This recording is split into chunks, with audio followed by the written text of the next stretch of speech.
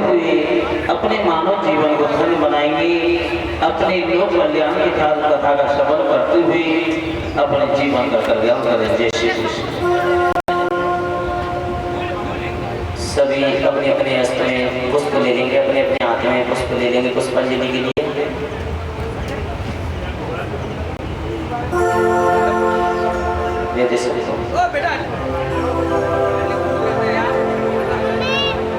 जलेगी शीतली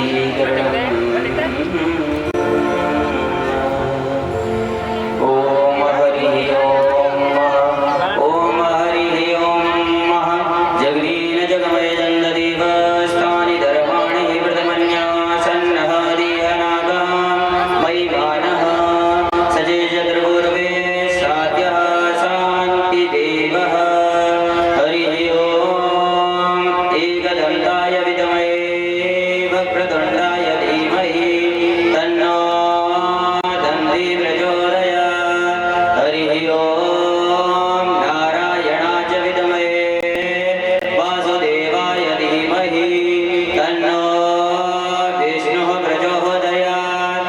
हरिः ओम पंचवेदाय विद्महे श्रीमद्भगवतः प्रचोदयात्। हरिः ओम श्री प्राणपुरुषोत्तमाय ओम हरिः ओम महा नाना सुगन्धपुष्पाणि यदा कालोद्भवानि च पुष्पाञ्जलिर्मया दत्तो ग्राणः परमेश्वरः मन्त्रपुष्पाञ्जलि समर्पयामि।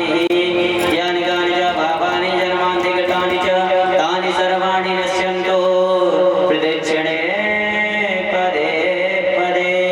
बोली श्रीमद्भागवत महापुराण की, बोली व्यास जी महाराज की, बोली संत समाज की, बोली वृंदावन धाम की, बोली व्रत 84 कोस की, बोली ग्राम देवता की, बोली स्नान देवता की, बोली वासुदेवता की। सभी भक्तगण अपनी यथावत स्थान से बैठ करके कथा का श्रवण करते हैं। परम मंगल में भक्त वांछित कल्पतरु भगवान श्री कृष्ण का ये बाढ़ में प्रतिमूर्ति ग्रंथ है श्रीमद् भागवत महापुराण। सचित आनंद से परिपूर्ण कथा सभी श्रोतागण अपने यथावत स्थान से बैठ करके आज प्रथम दिवसीय कथा का हम शुभारंभ करते हैं ध्यान देकर के, और अपने मन में द्वादश मंत्र का जाप करने ओम नमो भगवते वासुदेवाय नमः। ये भगवान विष्णु का बीज मंत्र होता है। इसके जाप करने से आत्मा शुद्ध एवं पवित्र होती है। बोले जय श्री कृष्ण।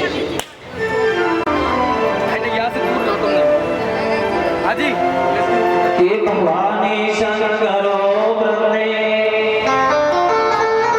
श्रद्धा विश्वास रूपिणो यं भामिना न पश्यन्ते श्रद्धा स्वां तस्मै स्वां। नमो देवे महादेवे शिवाय सततं नमः। नमः भगत्राय भद्राय ज्ञाता प्रणतां यशोतां। सभी लोग भगवान की हृदय रूपी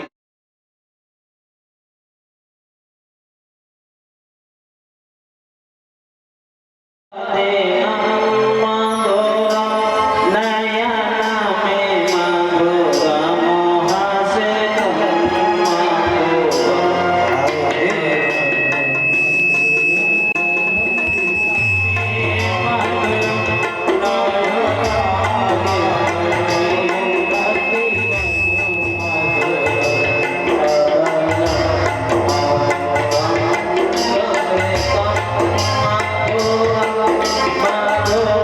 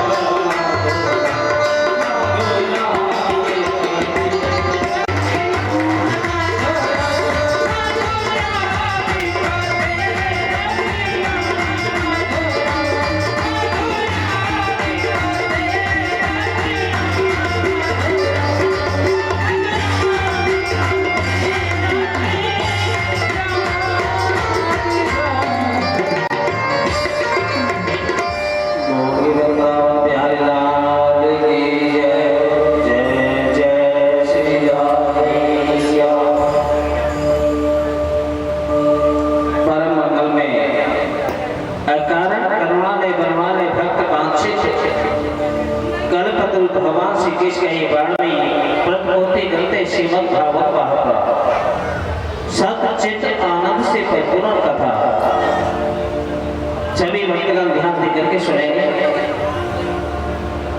एक समय नेम सागर क्षेत्र में 88,000 ऋषियों ने आकर के श्री सूजी महाराज से कहने लगे, सूजी महाराज हमें ऐसे महाप्रभु की लीलाओं का वर्णन करो जो कि भक्ति ज्ञान वैराग्य से परिपूर्ण हो।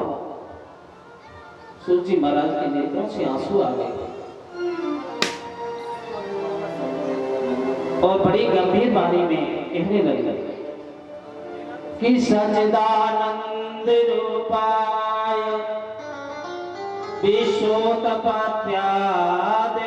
तमे तापत्रय विनाशाय श्री कृष्णाय वयं नमः। बस इस माइक को सेट करिए, माइक भागवत की माइक नहीं है, मैं आपको बताऊं आवाज तो सही है। हरिओम श्री राधे श्याम, हरिओम हरिओम हरिओम।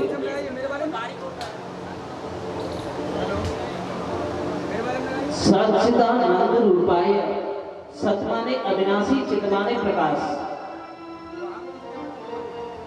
अविनाशी किसे कहते हैं? जिसका कभी विनाशी नहीं होता हो, ना कभी जन्म लेता है ना कभी मरता है, सदा अजर है, अमर है, सकल गुण निधान है, जिसका कभी जीवन में जन्म नहीं होता, कभी मरण नहीं होता हो। ऐसे परमात्मा के चरणों में हम बार बार प्रणाम करते हैं। चित माने प्रकाश होता है। जैसे सूर्यनारायण प्रकट होते हैं, हमें प्रकाश देते हैं। हमारी आंखें देखती नहीं है, हमारी आंखों को दिखाने वाली ये हमारा सूर्य भगवान है। जब ये उदय होती है तो हमारी आंखें देखती है।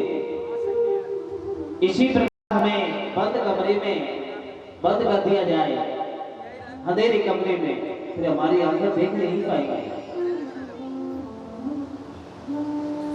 इसलिए चित माने प्रकाश होता है।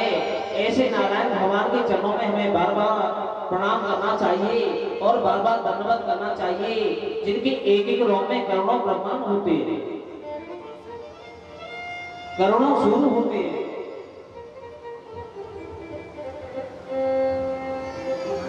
उसके बाद में नंबर आता है आनंद। नंद घर आनंद भयो, नंद घर छोड़ा नहीं भयो। नंद घर कौन हुआ? आनंद, जो कि आज संसार को आनंद देने वाला है, उस महापुरुष का नाम श्री कृष्ण होता है। आज उनकी चरणों का चिंतन करने से, चरणों का चिंतन करने से हमारे जीवन का कल्याण होता है। वहीं से हमारी भक्ति का प्रादुर्भाव प्रकट होता है। क्योंकि श्री सूजी महाराज ये बताते हैं कि भक्ति ज्ञान विरागवत विवेको बदते महा माया मोह निराश्वच वैषवे क्रियते खतम।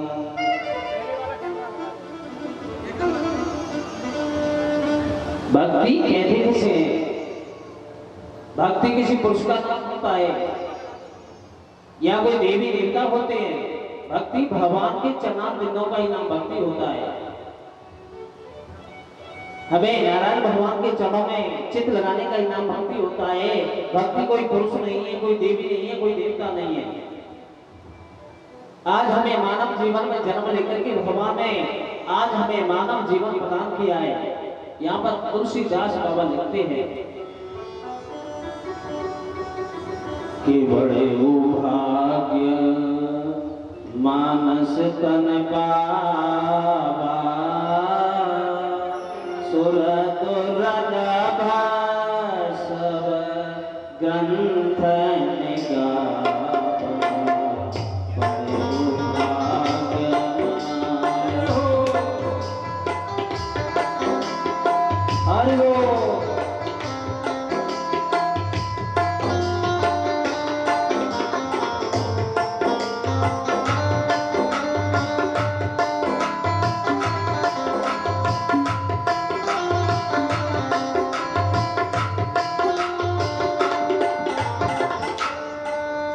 बड़े भाग उदय हुआ तो ये चल करके ये मानव का शरीर प्राप्त हुआ है। पूर्व जन्म में गीता के अंदर ये बताया गया है, बहु नाम जन्म नामंते ज्ञान मार्मा प्रवर्तते वासुदेवः सर्वमिति सर्वात्मा सुदुर्लभः। जन्मों के जन्म अंतिम जन्म में, इससे पूर्व जन्म में अगर वास्तविक हमने ईश्वर का भजन किया होगा तो ही चल करके हम ईश्वर को जान सकते हैं। बाकी हर किसी के बस का सौदा नहीं है कि ईश्वर को पहचान सके, भगवान के चरणों में चित्त लगाए। जिस प्राणी के जीवन में असीम कृपा होती है वही व्यक्ति भगवान की कथा का श्रवण कर सकता है, वही व्यक्ति भगवान की कथा में आनंद ले सकता है। आज बड़े सौभाग्य की बात थी, हमारे महाराज सिंह हवलदार जी के यहाँ उनके यहाँ स्वयं भागवत मां प्रकट होकर के आज हम लोग सभी लोगों को श्रवण करने को प्राप्त हुई है। ऐसे व्यक्ति के लिए धन्यवाद के पात्र है, बहुत बहुत धन्यवाद।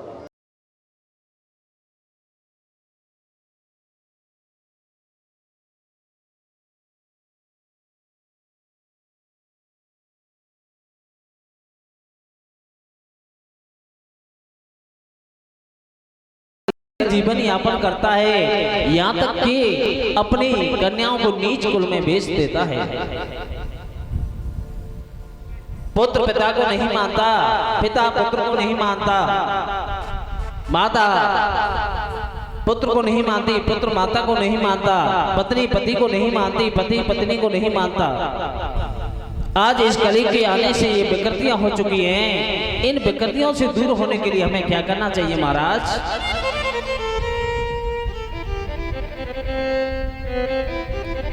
श्री सूत जी महाराज कहने लगे, हे ऋषियों, आज आपने उत्तम बात पूछ करके मेरे जीवन को धन्य कर दिया महाराज।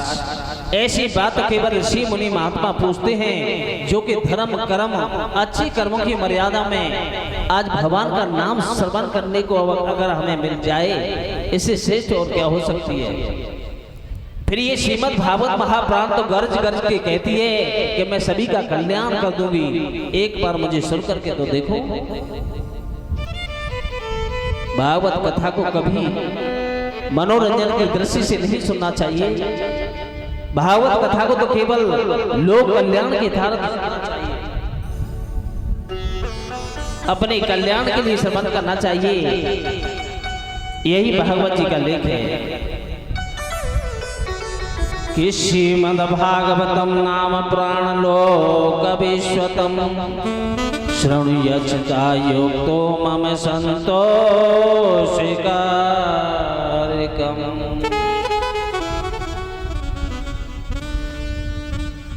ये तो संसार को संतोष दिलाने वाला ये ग्रंथ है। आज सूत जी महाराज बड़े भाव से बड़े प्रसन्न होकर के कहने लगे,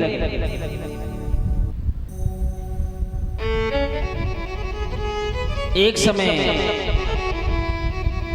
राजा परीक्षित जी को श्राप लगा हुआ था संजय ऋषि का,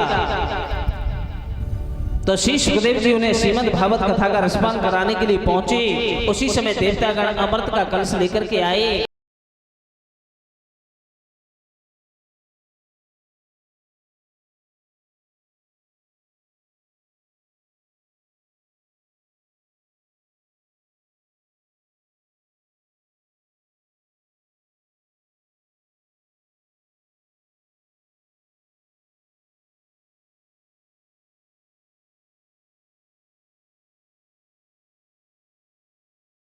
इतना कि एक कांच और मणि में होता है, कांच टूट जाता है।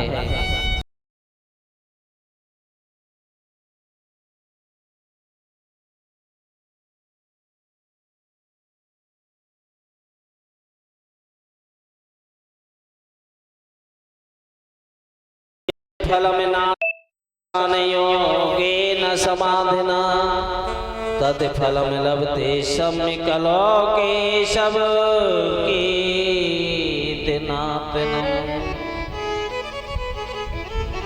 जो फल नाना प्रकार के बाद में यज्ञ करने से प्राप्त नहीं होता है, वो फल केवल श्रीमद् भागवत कथा के श्रवण करने से प्राप्त हो जाता है।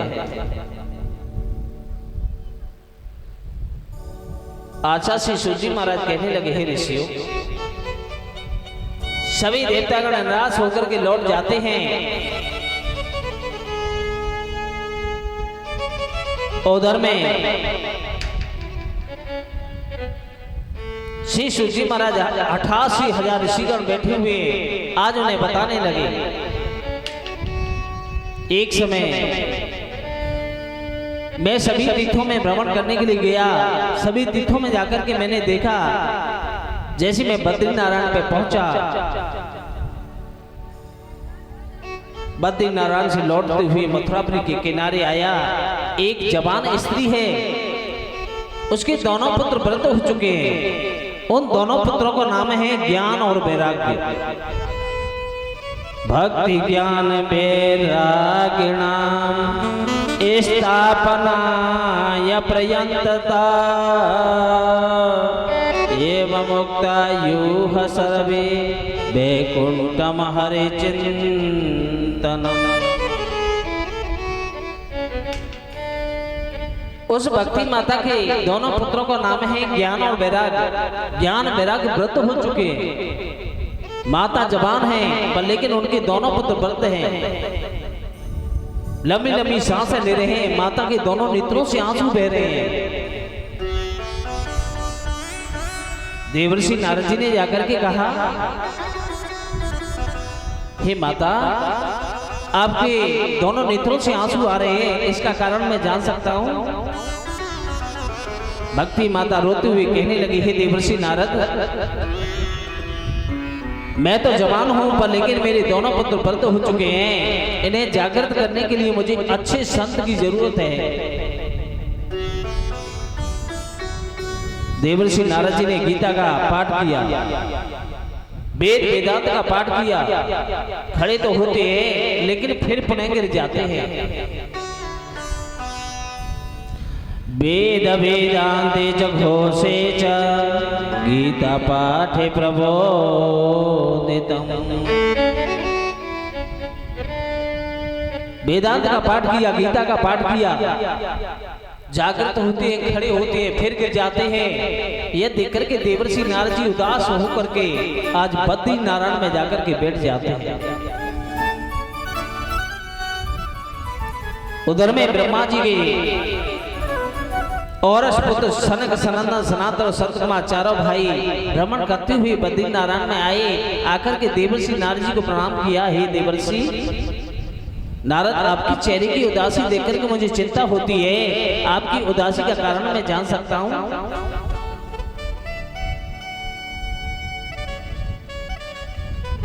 संत कुमार जी की वाणी को सुनकर के देवर्षि नारद जी कहने लगे, हे संत कुमार जी, आज हमने एक दृश्य देखा है। माँ तो जवान है, पर लेकिन उनके दोनों पुत्र व्रत हो चुके हैं। मैंने उन्हें जागृत करने के लिए काफी प्रयास किया, पर लेकिन जागृत नहीं होते हैं, पुनः गिर जाते हैं। उसी समय आकाशवाणी हुई, हे देवर्षि नारद, इन्हें जागृत करने के लिए किसी अच्छे संत की जरूरत होती है। अच्छा संत कहाँ मिलेगा? देवर्षि नारद जी ढूंढने लगे। अच्छे संत की खोज में निकल पड़े। लाल पीले भगवी वस्त्र का नाम महात्मा नहीं होता। महात्मा समदर्शिता का नाम महात्मा होता है, जो कि सभी जीवों में एक जैसा चमत्कार देखे। गीता के 6वें अध्याय का पहला श्लोक, अनासतम कर्म फलम कार्यक्रम करोते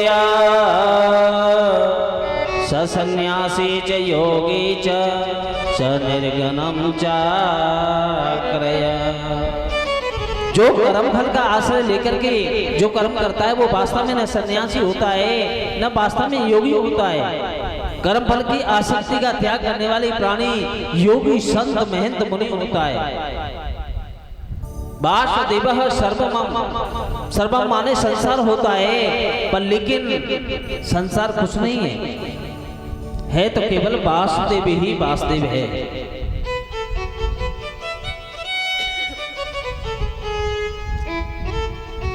जिस प्राणी को संसार की प्यास होती है, जिस प्राणी को संसार की चाहना होती है उसे संसार दिखाई देता है। जिस प्राणी को परमात्मा की चाहना होती है उसे परमात्मा दिखाई देते हैं। जब परमात्मा की प्यास होती है तो संसार लुप्त हो जाता है, जब ये संसार की प्यास होती है तो परमात्मा लुप्त हो जाता है।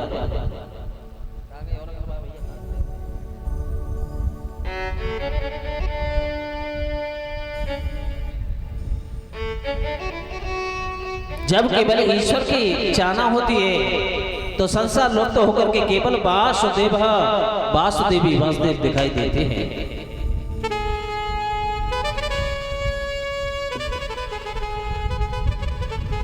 यह देखकर के देवर्षि नारद जी कहने लगे, हे संत कुमार जी, आप ही इन्हें श्रीमद् भागवत कथा का रसपान कराइए। संत कुमार जी बड़े प्रसन्न हुए और बद्री नारायण में बालू की रेती पे सिंहासन बना करके और भक्ति ज्ञान वैराग्य को जागृत करने के लिए उन्हें श्रीमद् भागवत कथा का रसपान कराया।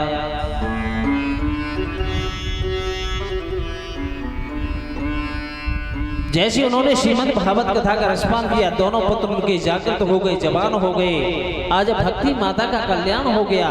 भक्ति माता कहने लगी, हे देवर्षि नारद जी, आज आपके ज्ञान से मेरा जीवन धन्य हो गया।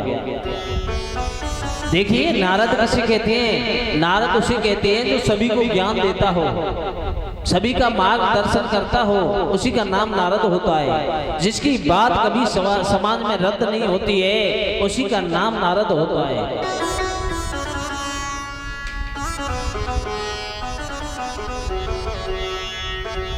आदरणीय हमारे परम वंदनीय संत श्री सूजी महाराज कहने लगे, हे ऋषि, न श्रवणन्ते न हास्यन्ते और श्रीमद् भागवतम परम सत्यम सत्यम लोकेश ते स्वामी स्वामी सदायमा। प्राणी के जीवन में कितने भी संकट आ जाएं, पर लेकिन हर परिस्थिति में प्राणी को घबराना नहीं चाहिए, हर परिस्थिति का सामना करना चाहिए। प्राणी के जीवन में दुख आते हैं, कभी सुख आते हैं, सुख के बाद में दुख आएगा, दुख के बाद में सुख आएगा। कभी प्राणी का जन्म होता है, कभी प्राणी का मरण होता है। दिन के बाद में रात्रि आती है, रात्रि के बाद में दिन आता है। ये जोड़े होते हैं। सुख के बाद में दुख हर व्यक्ति के जीवन में आएगा। जिन व्यक्तियों ने सुख की अनुभूति कर ली तो समझ लो उसके जीवन में दुख आने वाले हैं। जिन व्यक्तियों के जीवन में कष्ट ही कष्ट हैं, उन्होंने जीवन में दुखों का सामना किया है, उन प्राणियों को ये समझ लेना चाहिए अब हमारे जीवन में सुख आने वाले हैं।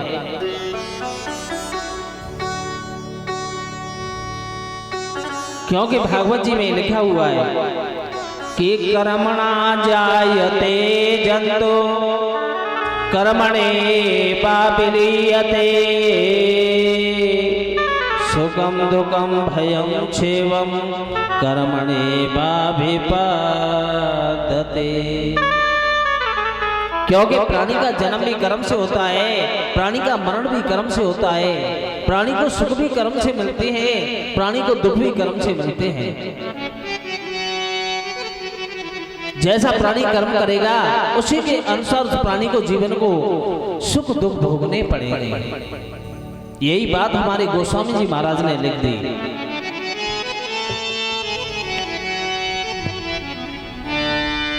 के कर्म प्रधान विश्व रचिरा और जैसे फल बोयाए वही फल चाखा। हरि बोल।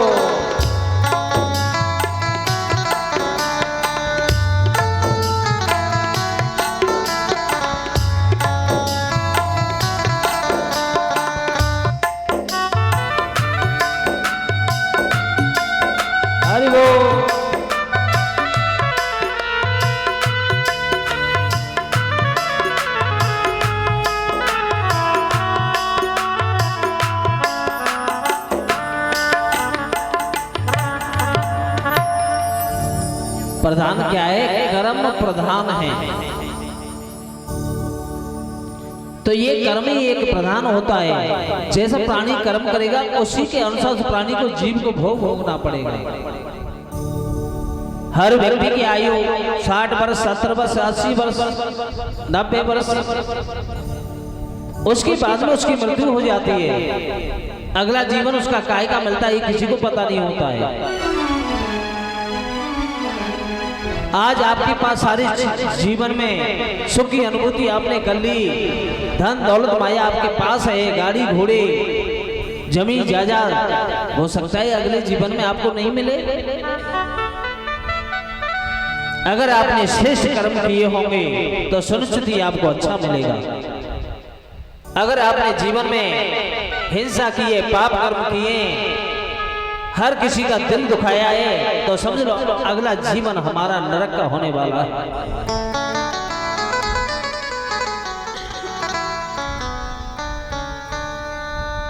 किसी गरीब की आत्मा को दुखाना, असहाय व्यक्तियों को पीड़ा देना,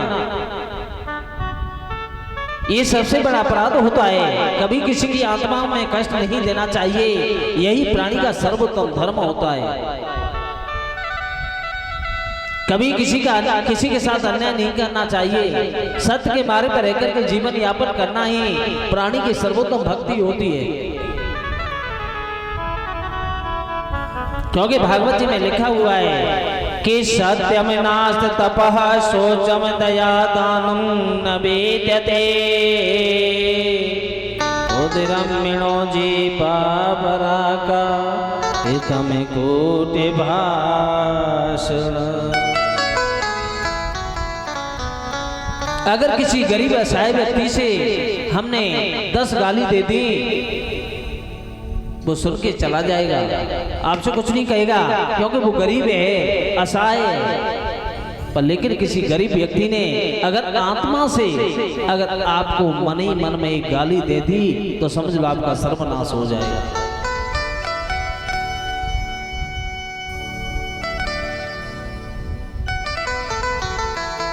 इस मानव जीवन में जन्म लेकर के हर माता बहनों को ये सोच लेना चाहिए, कभी किसी से तृष्णा नहीं करनी चाहिए, कभी किसी से द्वेष नहीं करना चाहिए,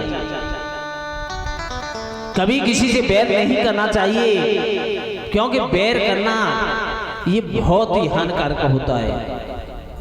बैर चाहे छोटा हो या बड़ा हो, क्योंकि ये छोटे से जीवन में हमें जन्म मिला है। इस जन्म लेकर के हमें ईश्वर का भजन करना चाहिए, व्यर्थ की बातों में अपने समय को बर्बाद नहीं करना चाहिए। यही प्राणी का धर्म होता है।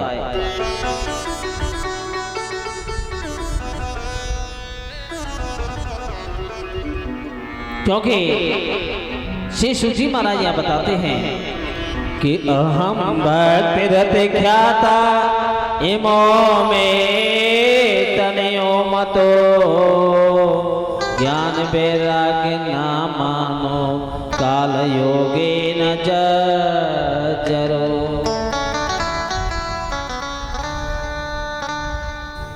क्योंकि जीवन में मानव जीवन में तृष्णा बैर भाव किसी से नहीं करना चाहिए। अगर सामने वाला हमसे कितना भी बैर करता रहे, हम उससे बैर करना छोड़ दें तो एक दिन ये सत्यता मित्रता में बदल जाएगी। हमारा वचन है।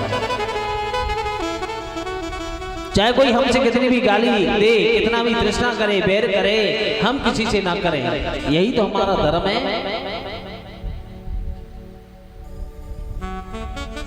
अच्छे कर्म कीजिए।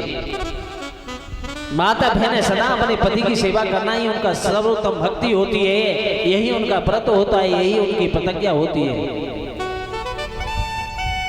आज हमारी माता बहनें आजकल व्रत बहुत करती है, कभी एकादशी का, कभी द्वादशी का, कभी त्रयोदशी का, कभी गुरुवार का।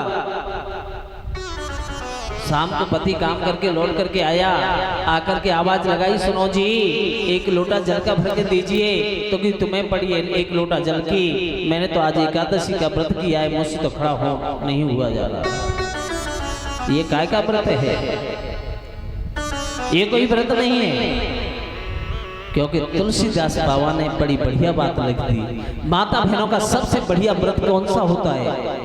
ये सुनिए मेरी माता बहनों, कि एक ही धर्म एक व्रत ने और काहे वचन मन पति पद प्रेम।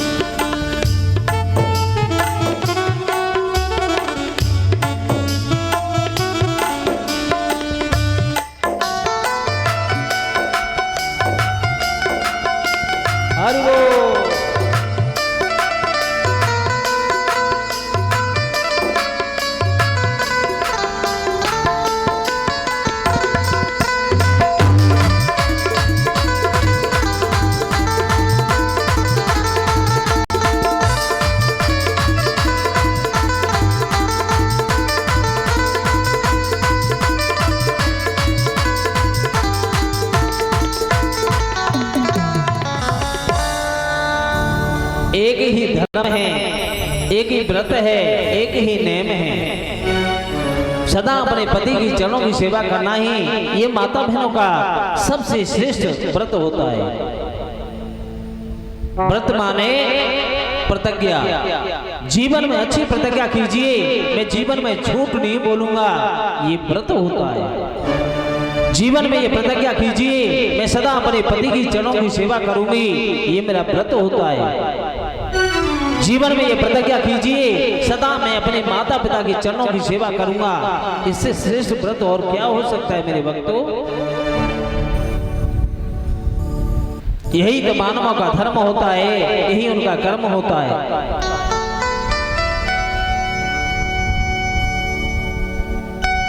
माता सस्तु च पिता बेरी जो न बाले न पाठित।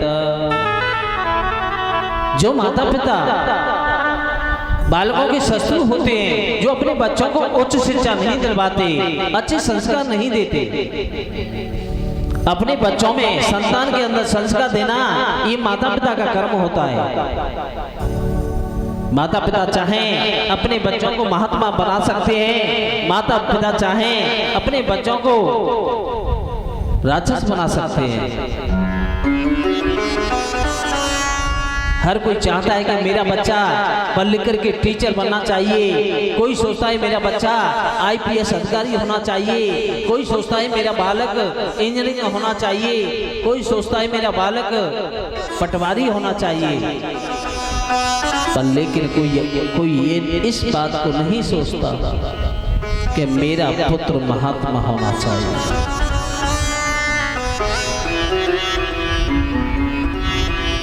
क्योंकि आईपीएस होना सरल है, टीचर बनना सरल है, पर लेकिन महात्मा बनना बड़ा कठिन है। महात्मा किसे कहते हैं? जिसकी आत्मा एक परमात्मा से मिल जाए, जिसका जौन एक परमात्मा से जौन हो जाए, उसी को तो महात्मा कहते हैं।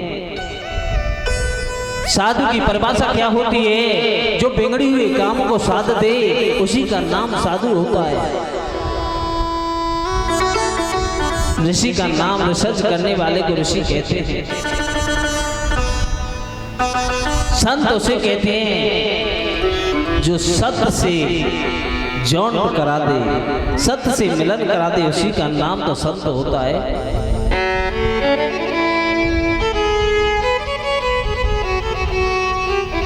क्योंकि गीता जी में लिखा हुआ है कि बहु नाम जन्म नामन्ते ज्ञानवान प्रवर्तते वासुदेवः सर्वमिति स महात्मा सुदुर्लभो। अगर हमने पूर्व जन्म में अच्छा कर्म किया है तो ही चलकर के मानव का जीवन हमें प्राप्त हुआ है। अगर हम इस मानव जीवन से अच्छा कर्म करेंगे तो अगला जीवन भी हमें श्रेष्ठ मिलेगा। अगर हमने इस जीवन में वेश्यागमन, जीव हिंसा, मदरा पान, चोरी करना, दूसरों के घरों में आग लगाना, दूसरों के घर में झगड़ा कराना, तो समझ लो अगला जीवन हमें मनुष्य का प्राप्त हो नहीं सकता।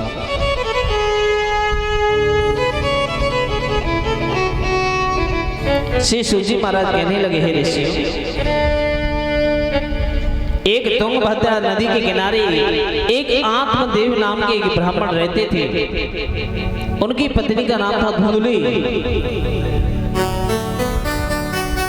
धुंधली का काम था सदा अपने पति से बैर करना, उनकी आज्ञा का पालन नहीं करना, व्यभिचारी होना, जीव हिंसा करवाना, सदा अपने पति पर अत्याचार करना।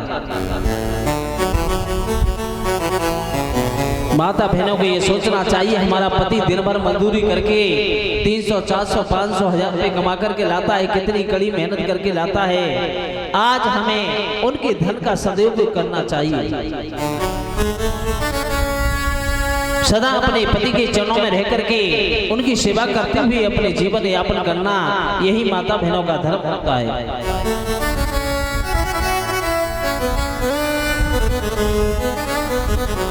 अपनी पत्नी से दुखी होकर के एक दिन आत्मदेव सोचने लगे, आज मेरे कोई संतान नहीं है। एक गाय माता को भी पार रखा है, पर लेकिन वो भी बांझ है, किसी बछड़े को जन्म नहीं दिया। क्योंकि जो होता है उसे कोई रोक नहीं सकता, जो नहीं होगा वो कभी नहीं होगा।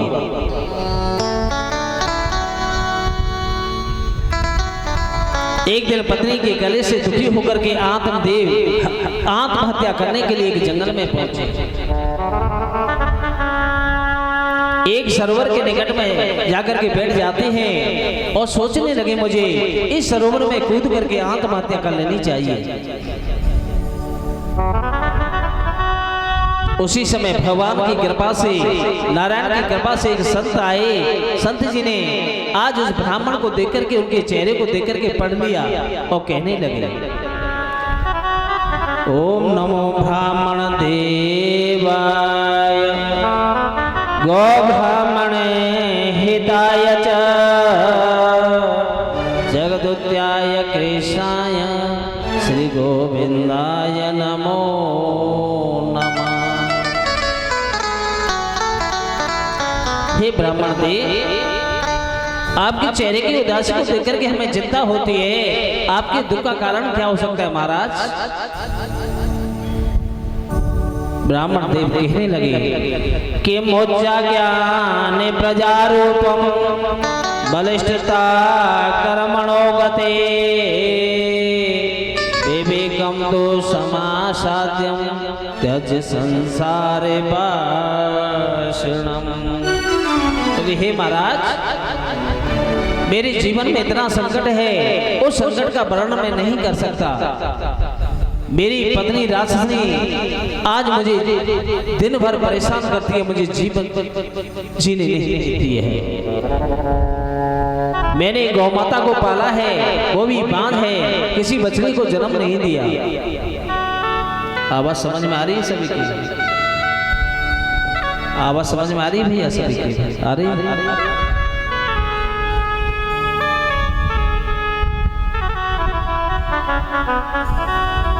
इसलिए हे संत जी, आज मैं इस जल में कूद करके, सरोवर में कूद करके अपने प्राणों को दे दूंगा।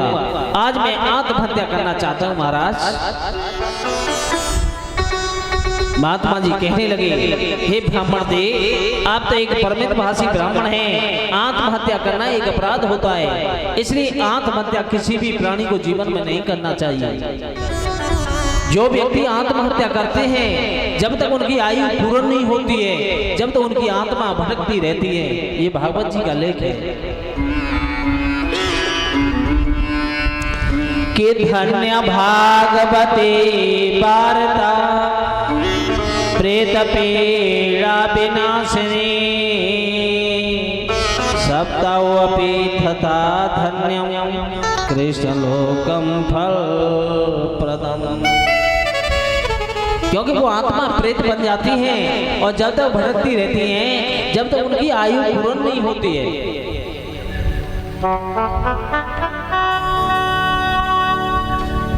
ब्राह्मण देव कहने लगे, हे संत जी, फिर मुझे क्या करना चाहिए? तो कि आपको अपना जीवन जीना ही होगा। तो कि कैसे जी सकता हूँ? तो कि आपको ईश्वर ने जीवन दिया है तो जी करके देखो। तो कि महाराज मुझे एक पुत्र दे दीजिए। महात्मा जी ने योग दृष्टि के द्वारा देखा, हे ब्राह्मण देव, आपके तो सातों जन्म कोई भी संतान नहीं है। ब्राह्मण देव कहने लगे, फिर तो मैं निश्चित ही आत्महत्या करूंगा। संत जी ने उस ब्राह्मण को विचलित देख करके एक फल लेकर के उस ब्राह्मण को दे दिया। हे ब्राह्मण देव, आप इस फल को ले जाकर के अपनी पत्नी को खिला देना, ईश्वर की कृपा से पुत्र की प्राप्ति हो जाएगी। क्योंकि मेरे प्रभु श्री राम जी कहते हैं, संत के वचन कभी झूठे हो नहीं सकते। गोस्वामी जी ने रामचरितमानस में लिखा कि मोर बचन चाहे परे जाओ फेका, संत बचन पत्थर के लेखा।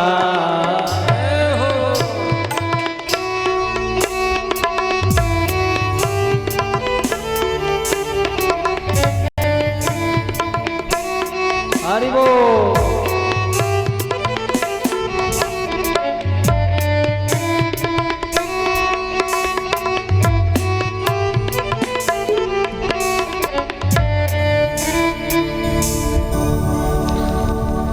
भगवान कहते हैं मेरे वचन ठीक हो सकते हैं, पर लेकिन संत के वचन कभी झूठे हो नहीं सकते।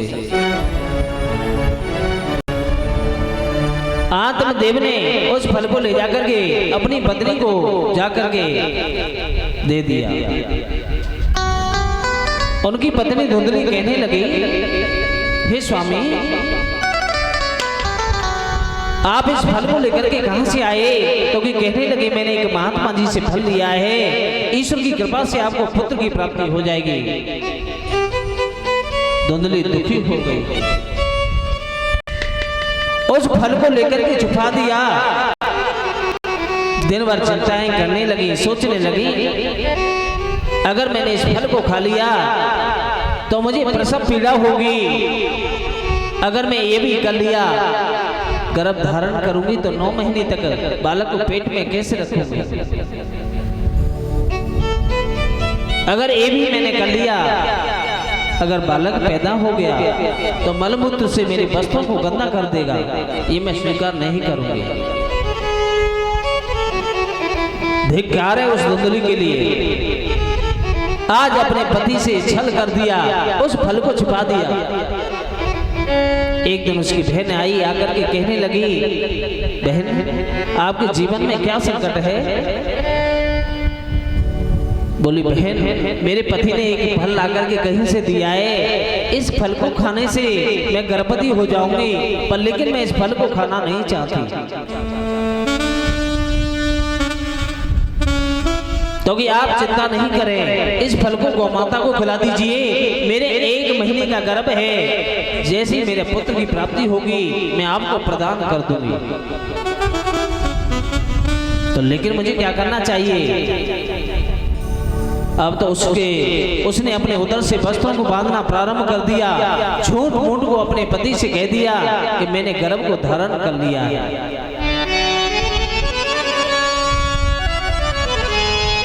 अपने पति से कपट करने लगे, हम तो पृथ्वी ज्ञाता सोत्मा में ते, पुष्करम च प्रयागम च काशी गोदावरी तथा। ऐसे नीच स्त्रियों के लिए ना तो गया जी में स्थान मिलता है, न प्रयाग जी में।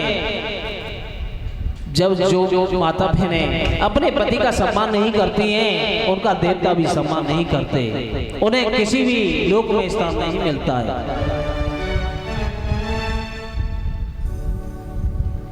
क्योंकि हमेशा अपने पति से छल कपट नहीं करना चाहिए। जो व्यक्ति छल कपट बेईमानी करता है, उनके हृदय में परमात्मा का वास नहीं होता है मेरे भक्तों। क्योंकि गोस्वामी जी महाराज ने यहाँ रामचरितमानस में लिख दिया,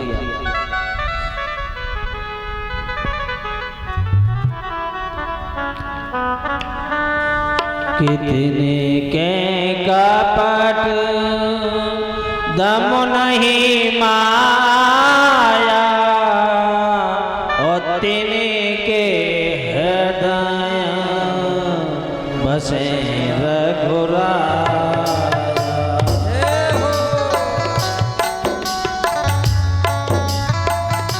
हरि बोल।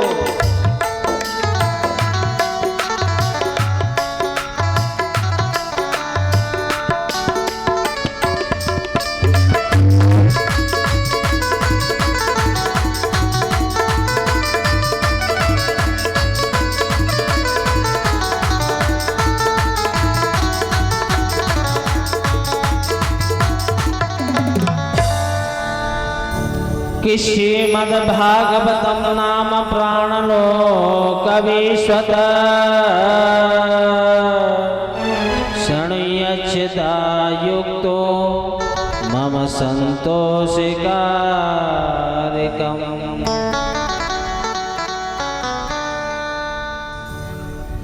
जैसे उसकी बहन के एक पुत्र की प्राप्ति हुई, उसकी बहन ने उसे पुत्र दे दिया और धुंधली ने जाकर के अपने पति को बता दिया, हे महाराज मुझे एक पुत्र की प्राप्ति हुई है। आत्मदेव बड़े ही प्रसन्न होने लगे। धूमधाम से उधर में गौ माता ने भी एक पुत्र को जन्म दिया। उसके कान तो गौ की तरह थे, बाकी शरीर मनुष्य जैसा था।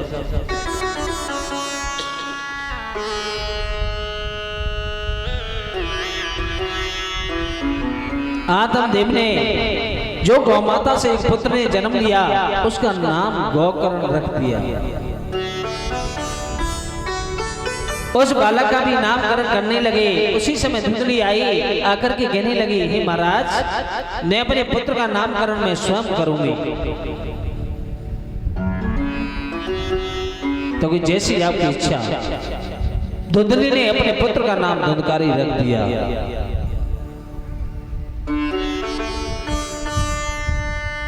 गोकर्ण तो पढ़ लिख करके विद्वान हो गया, पर लेकिन धुंधकारी महामूर्ख हुआ। गोकर्ण पंडितो ज्ञानी धुंधकारी महाखलम। आज गोकर्ण जी पढ़ लिख करके विद्वान बनकर के अपने पिताजी के चरणों में आए, आकर के कहने लगे, हे पिताजी आज मैंने सभी वेदों को पढ़ लिया है। आत्मदेव बड़े प्रसन्न हुए।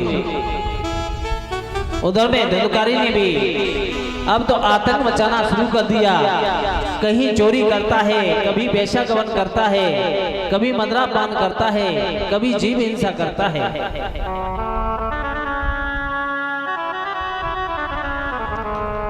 हर व्यक्ति को इस दूषित चीजों से हर व्यक्ति को दूर रहना चाहिए।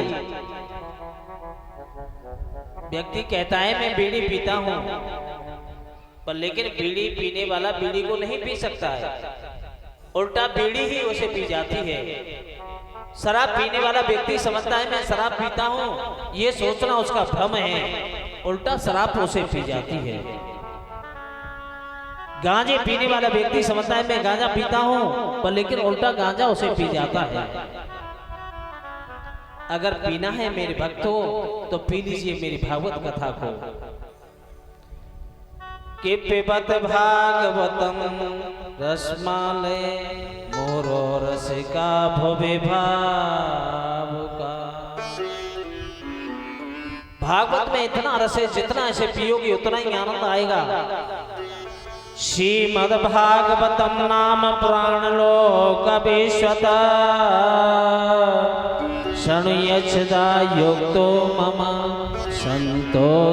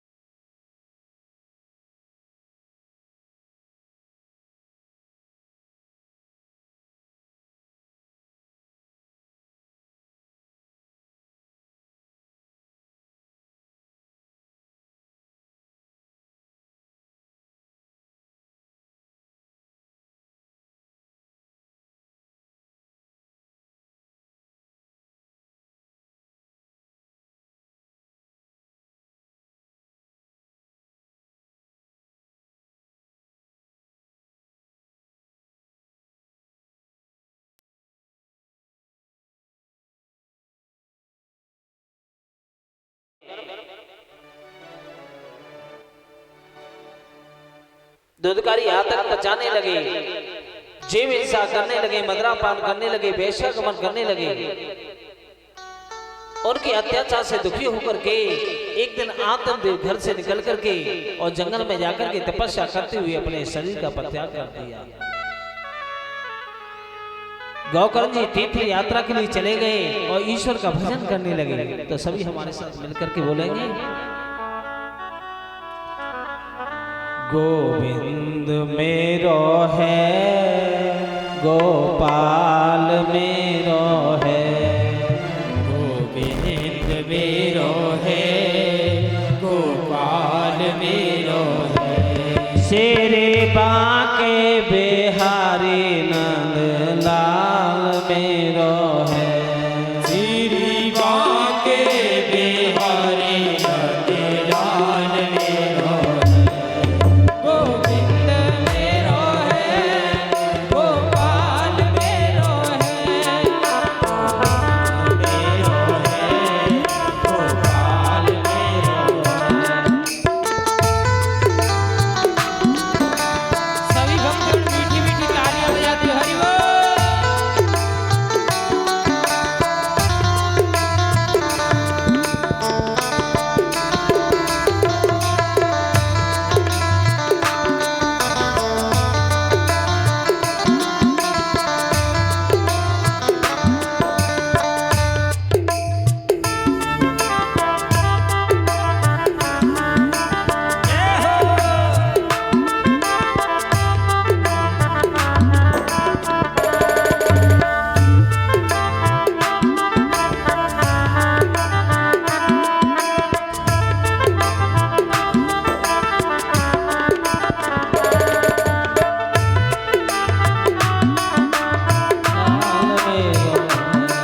शेरे बांके बिहारी नंद लाल मेरो, तेरी बाके बिहारी नंद लाल मेरो है, तेरी बाके बिहारी नंद लाल मेरो है, गोविंद मेरो है, गोपाल मेरो है, गोविंद मेरो है, गोपाल मेरो है।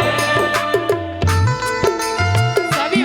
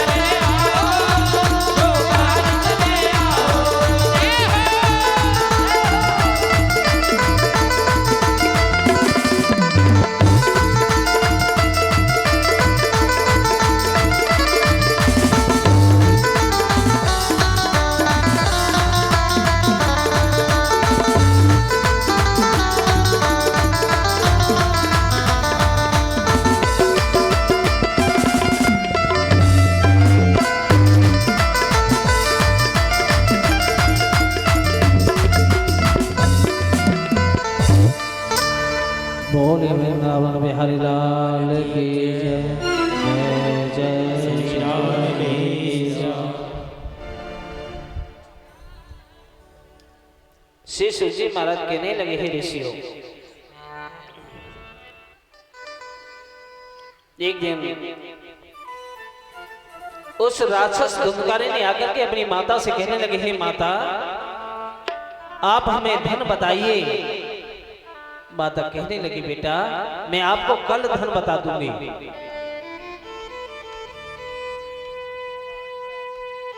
धुंधकारी कहने लगे, माता अगर आपने हमको धन नहीं बताया तो हम आपको मृत्यु दंड दे देंगे।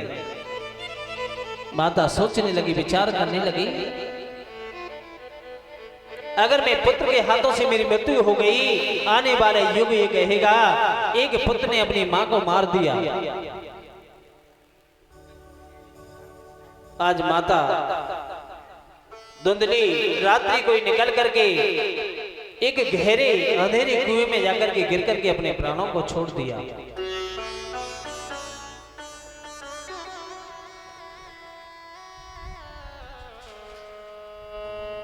उसके बाद में धुंधकारी दूना आतंक करने लगा, चोरी करने लगा, वेश्या का गबन करने लगा, धन चुरा चुरा करके वेश्याओं को देने लगा।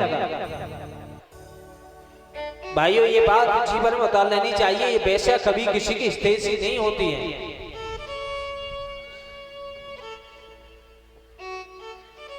इसलिए हर व्यक्ति को अपने सत्कर्म पर रह करके अपना जीवन यापन करना, इससे पुनीत कार्य कोई नहीं हो सकता।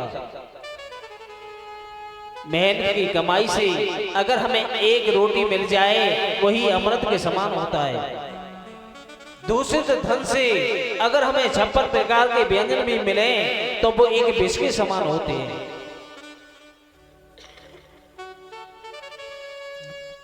धन पराब विषते विष भारी,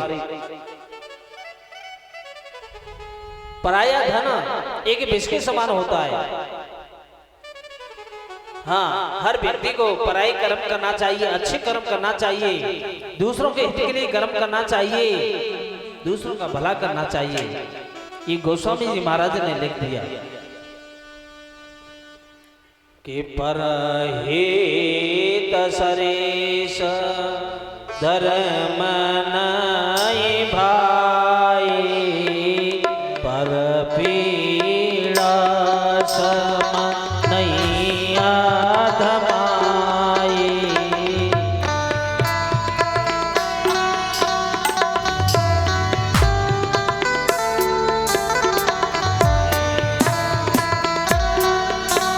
हरि बोल।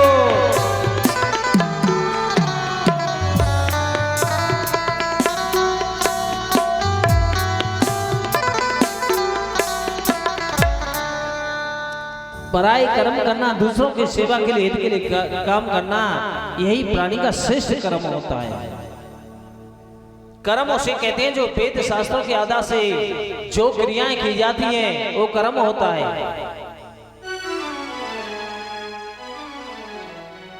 एक होता है विक्रम, जो जानबूझ करके चोरी करना, वेश्यागमन करना, मदिरापान करना, किसी को प्रताड़ित करना, ये विक्रम होता है।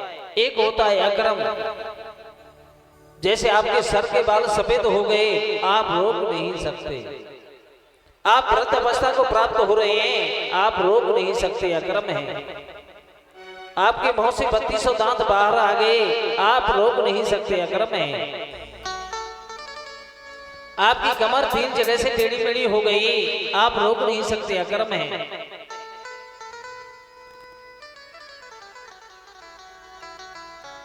इसलिए कर्म अकर्म विक्रम कुछ परमात्मा के द्वारा किए जाते हैं, उन्हें अकर्म कहते हैं।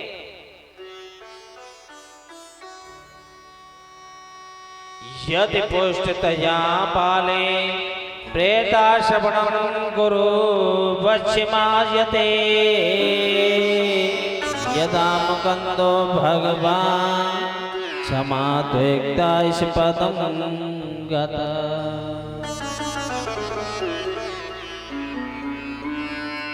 आदरणीय हमारे परम वंदनीय संत श्री सूजी महाराज कहने लगे, ऋषियों एक दिन वेश्याओं ने उस धुंधकारी को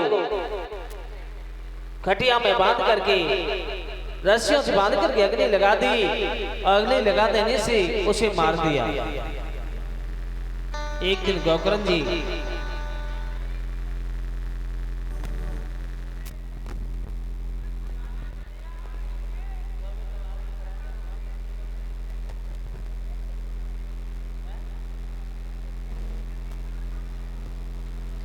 उधर में आचार्य श्री सूजी महाराज कहने लगे, हे ऋषियों, उधर में गोकर्ण जी आए, आकर के अपने भाई के बारे में अपने महल में सो गए और उन्हें स्वप्न दिखाई देने लगे। तो लल्लू सात गांठ कैसे पास करो।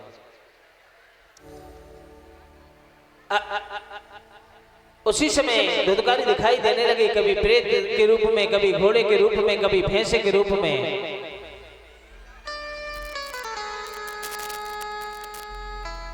यह देखकर के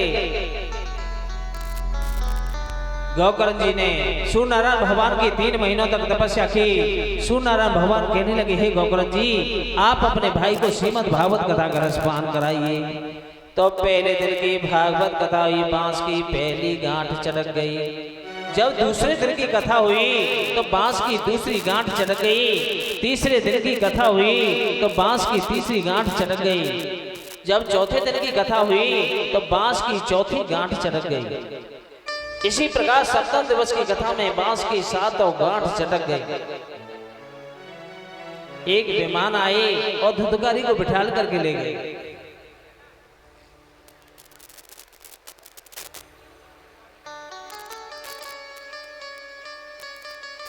सभी नगरवासी कहने लगे, हे गोकर्ण जी, कथा तो हमने भी सुनी, पर लेकिन हमारे लिए विमान क्यों नहीं आया?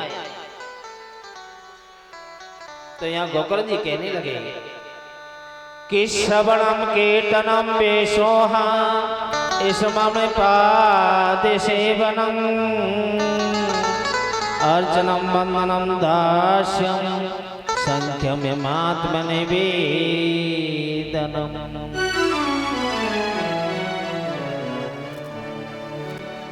आपने विधि विधान से श्रीमद् भागवत कथा का रसपान नहीं किया, इसलिए आपके लिए विमान नहीं आए। अगली बार गोकर्ण जी ने फिर सभी को फिर भागवत कथा सुनाई तो सभी का कल्याण हो गया।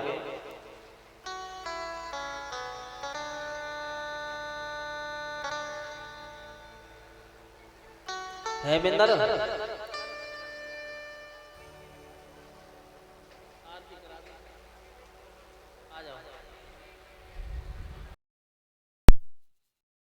आज की कथा का विश्राम यही होता है।